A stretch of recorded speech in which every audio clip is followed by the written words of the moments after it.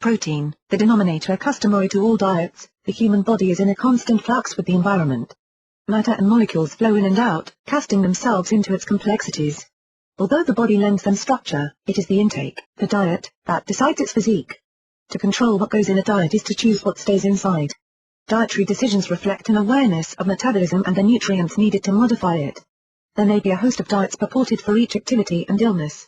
However, the one macronutrient that is invariably required, in substantial amounts irrespective of the physiological state, is protein. Proteins hold this special place in every diet for a variety of reasons. They connect the DNA to the rest of the cell and modulate all cellular functions and responses.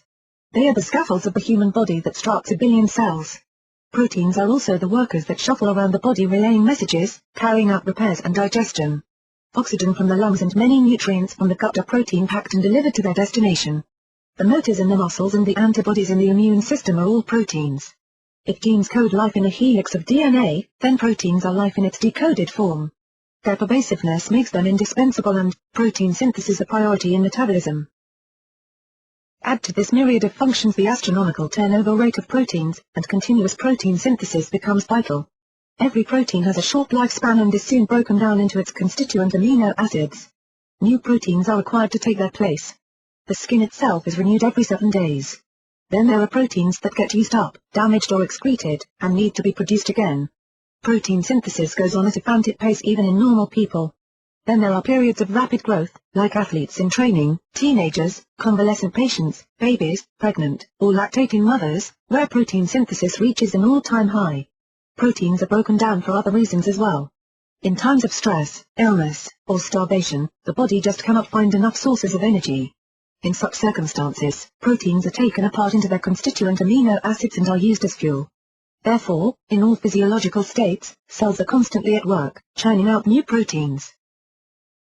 To maintain this obligatory and intense rate of protein synthesis, the body needs a dedicated supply of amino acids.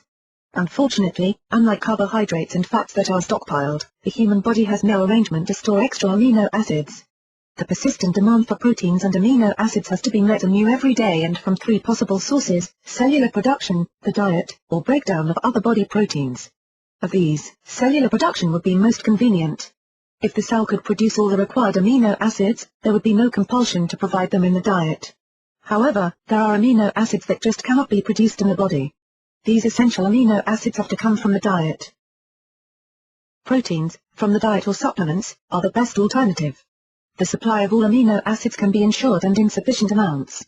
Cellular metabolism is relieved of the obligation to produce amino acids except for making minor adjustment in the supply chain. Protein synthesis can go on uninterrupted. Unless the diet meets the perpetual demand for amino acids, other, relatively expendable, body proteins are broken down to fulfill the requirement. In effect, a dietary deficiency of proteins forces the body to feed on itself. The need for proteins in every diet is undeniable. The average American diet provides 1.2 grams per kilogram of protein against the recommended daily allowance of 0.8 grams per kilogram. The question, then, is whether to add protein supplements to an existing diet. While proteins from food may seem adequate, there is no telling whether all essential amino acids are supplied, and there is little way of knowing how easily those proteins are digested and assimilated into the body. A carefully researched protein supplement like ProfectR, when taken regularly, would remove such uncertainties. Apart from supplying amino acids for protein synthesis, a high-protein diet based on ProfectR has other advantages. Studies on high-protein diets have demonstrated their ability to induce weight loss. A high-protein diet produces early satiety and decreases the total energy intake. Protein synthesis, an energy-consuming process, is promoted. The energy to assimilate such a diet, calculated as the thermogenic effect of feeding, is high. More calories are burned, more proteins are synthesized and the lean body mass increases while the body weight goes down. Brawn is exchanged for flab. Proteins from ProfectR form bioactive peptides in the gut that can enhance gut defenses. The harmful gut bacteria are killed and normal flora is allowed to colonize the intestinal lining. ProfectR also protects the system from free radicals, free electron molecules produced during intense activity and stress. Free radicals are known to damage cell membranes. Their role in aging, cancer, and blood clotting is being intensely investigated. ProfectR increases the levels of glutathione, a free radical scavenger that mops up free radicals shielding the cell from their effects. The added water-soluble vitamins and mineral in ProfectR prevent the loss of calcium and other micronutrients seen on high-protein diets.